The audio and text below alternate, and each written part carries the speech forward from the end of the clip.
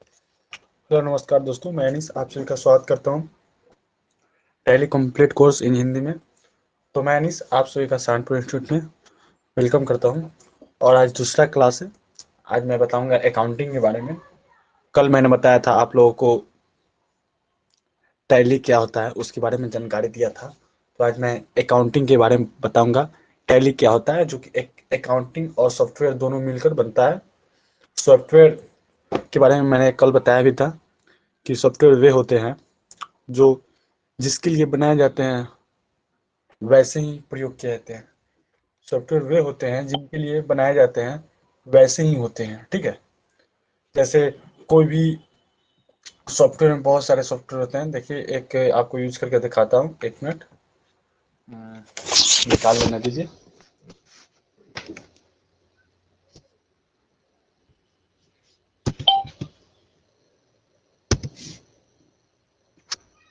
समझिए, सॉफ्टवेयर वे होते हैं जिनका उपयोग जिसके लिए बनाया जाता है उसके ही काम में आता है। जैसे कैलकुलेटर के बारे में हम पहले बताया था, तो आज भी मैं कैलकुलेटर का उपयोग कर कर बताऊंगा कि सॉफ्टवेयर में देखिएगा कैलकुलेटर एक ऐसा सिस्टम है। यहाँ पर दिखाता हूँ आप लोगों को। देखिए, ये जिस के लिए बनाया जाता है उसी के यूज में आता है, ठीक है। जिस चीज के लिए बनाया जाता है उसी के चीज में आता है, ठीक है। चलिए बैक कैमरा कर देते हैं।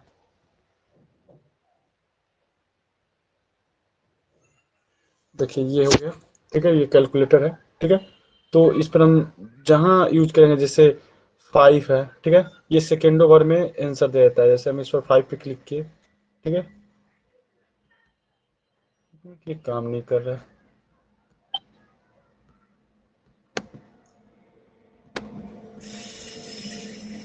चलिए, ये काम अभी नहीं कर रहा है, एक बार और देख लेते हैं। हाँ देखिए, काम किया।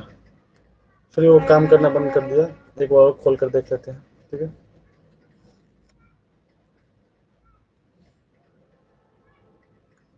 एक मिनट, एक बार और देख लेते हैं। ठीक, काम नहीं कर रहा है अभी। तो आते हैं हम यहाँ पे और यहाँ से आपको हम बताते हैं। यहीं पे हम बता देते हैं आपको। सॉफ्टवेयर वे होते हैं सॉफ्टवेयर जो जिस उपयोग के लिए बनाए जाते हैं उसी उपयोग में काम करते हैं। देखिए मैं यहाँ पर चेंज कर कर बताता हूँ। ऐसे मैं कल बताया भी था, लेकिन यहाँ पे बता देता हूँ। और फिर प्रिंट के देखिए 5 × 5 = 25। और कंप्यूटर या लैपटॉप या मोबाइल से कोई भी से यूज करते हैं तो उसमें सॉफ्टवेयर डला होता है।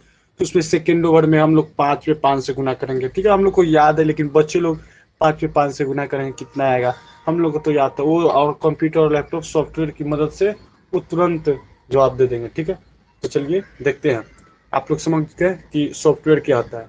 तो हम बताएंगे अकाउंटिंग के बारे में। ये accounting, what is accounting. Accounting के बारे में हम जानकारी लेंगे कि अकाउंटिंग क्या होता है, ठीक है। तो देखिए अकाउंटिंग क्या होता है हम बताते हैं आपको, ठीक है।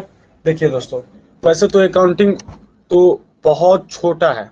वैसे तो अकाउंटिंग बहुत छोटा है, लेकिन इसका कंप्लीट कोर्स बहुत बड़ा है। जो इसका अकाउंटिंग तो बहुत छोटा है, लेकिन इसका कंप्लीट कोर्स करना है ये बहुत बड़ा होता है। अकाउंटिंग का कोर्स, जैसे कॉमर्स बैकग्राउंड के जो 2 साल किए होंगे वो लोग 2 साल किए होंगे कॉमर्स। ऐसे तो हम लोग को जितना पढ़ना उतना ही पढ़ेंगे, लेकिन मैं बता रहा हूँ, ठीक है। जो कॉमर्स बैकग्राउंड के होते हैं वो अच्छी तरह से जानते हैं, क्योंकि वो लोग 2 साल पढ़े हैं, ठीक है। फिर भी जो नहीं जानते उनके तो लिए अकाउंटिंग का शॉर्ट इंट्रोडक्शन दे देता हूँ, ठीक है। तो शॉर्ट इंट्रोडक्शन ये है दोस्तों, ठीक है। अकाउंटिंग 11th क्लास से ही शुरू होता है। जैसे कॉमर्स बैकग्राउंड वाले जो है ना, 11th क्लास से ही पढ़ते हैं। और 2 साल कॉमर्स बैकग्राउंड वाले कंप्लीट, 2 साल लगता है उन लोगों को कंप्लीट करने में। ऐसे हम लोग को उतना नहीं पढ़ना है। उसके बाद बीकॉम वाला पढ़ते हैं कंप्लीट, ठीक है। वो बीकॉम वाला तो 3 साल पढ़ते हैं, ठीक है। उसके बाद एमकॉम होता है। ऐसे ऐसे कर कर पढ़ते हैं लोग, लेकिन और इसके बाद भी अकाउंटिंग चलती रहती है, ठीक है। तो हमारे पास इतना टाइम नहीं है कि हम लोग उतना पूरा पढ़ेंगे अकाउंटिंग। हम लोग क्या पढ़ना है, टैली ERP 9 के बारे में पढ़ना है, ठीक है। 1 मिनट, ट्रेन जा रही है।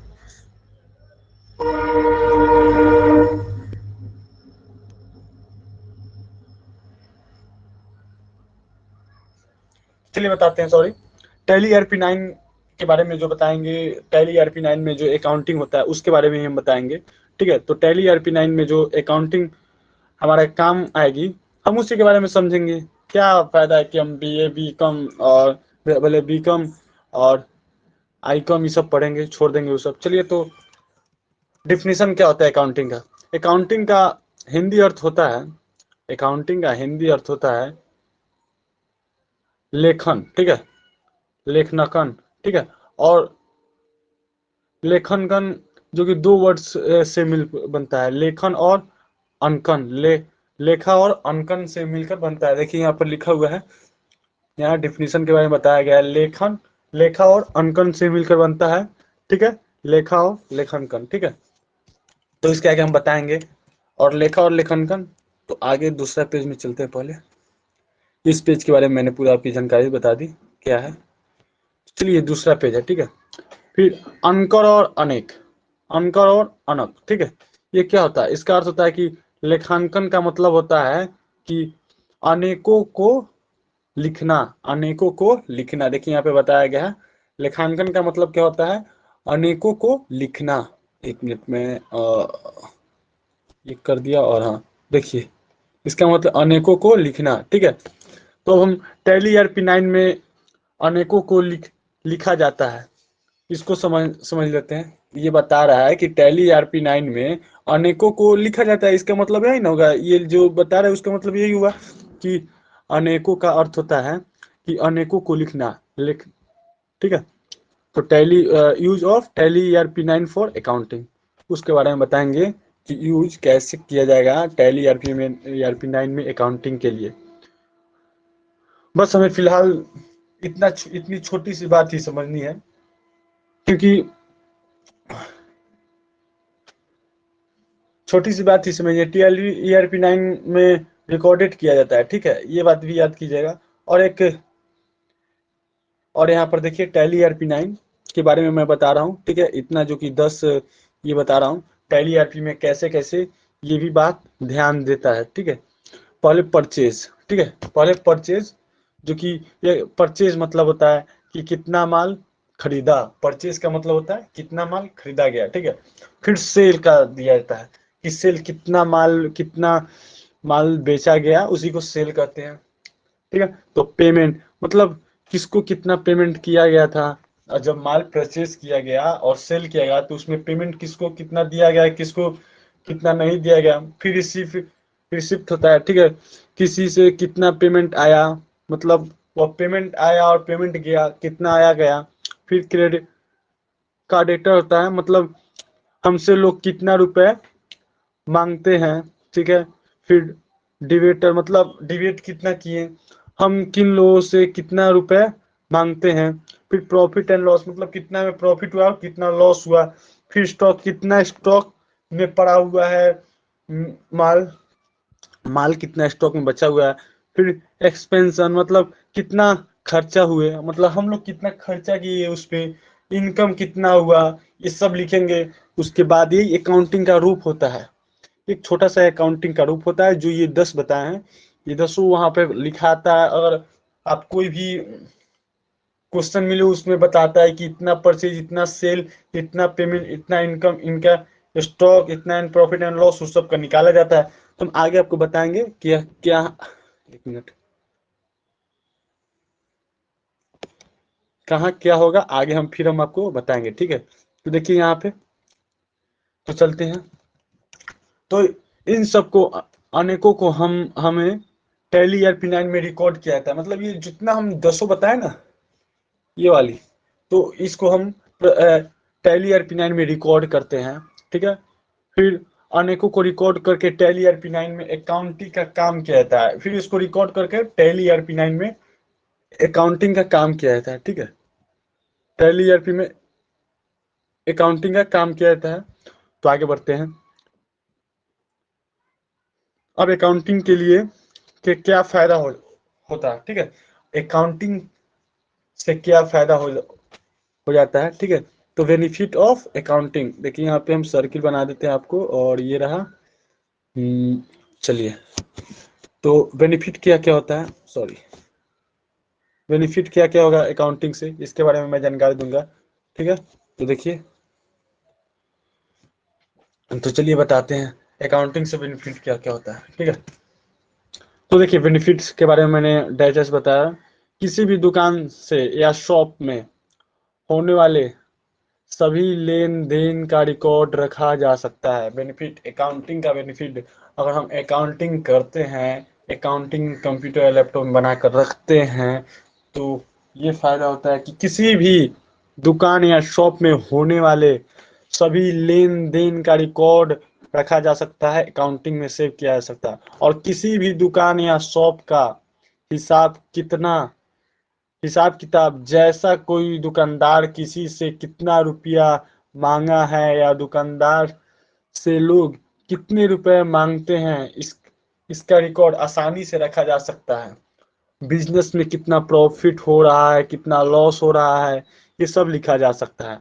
अगर दुकान में कितना खर्चा हो रहे हैं, इस पर हिसाब रखा जा सकता है।